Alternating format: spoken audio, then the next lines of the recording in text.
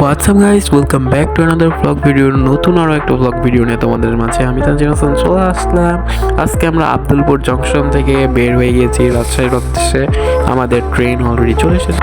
ভাই ট্রেন থেকে যে বাইরে একটা সুন্দর দৃশ্য আর কি বলবো। আর ভাই বাংলাদেশে যেই ট্রেনই আসুক না কেন এরকম হবেই হবে। ট্রেন থেকে আমরা ডাইরেক্টলি নেমে গেলাম রাজশাহী স্টেশনে। আর স্টেশনের ভিতরটা অনেক জোস। আমার স্টেশনটা ম্যানুয়ালি খুবই ভালো লাগে। তারপরে আমরা কিছু না ভেবে জিয়া পার্কের উদ্দেশ্যে রওনা দিয়ে দিলাম।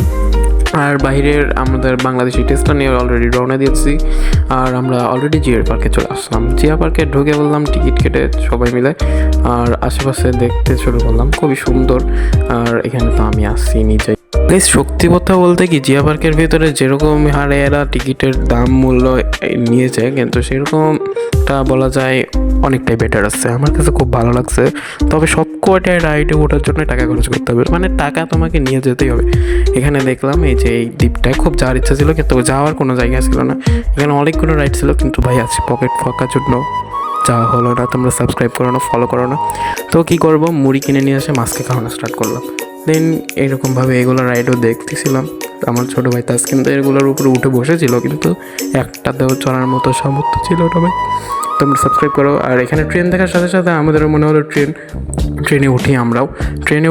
ট্রেনে ওঠার কথা ভাবতে না ভাবতে পকেটে হাত দিয়ে তাড়াতাড়ি যে টিকিট কেটে ট্রেনে উঠে গেলাম। এই দেখো ট্রেনে উঠে গেছি, কেমন লাগতেছে নিশ্চয়ই কমেন্টে বলবো। আর এই ট্রেন ঘোরাটা খুব ভালোই লাগছিল। তো বারবার আমি ট্রেনের ঘোরার ক্লিপস করে নিয়েছি, খুব ভালো লাগছে। অ্যান্ড এখান থেকে আমরা একটা হরর এলাকার ভিতর ঢুকি। হরর এলাকার ভিতরে আসলে হরর কিছু ছিল না। দেখো আমি এটা ভাইরাল করে দিলাম, একদমই কিছু নাই ভাই, কোনো ভয়ঙ্কর কিছু ছিল না। এটাতে একদম বাজে ছিল, এই জিনিসটা ভালো লাগে না। কিন্তু ট্রেন মোটামুটি অনেকটা ভালো ছিল, আমার কাছে অনেক ভালো লাগছে।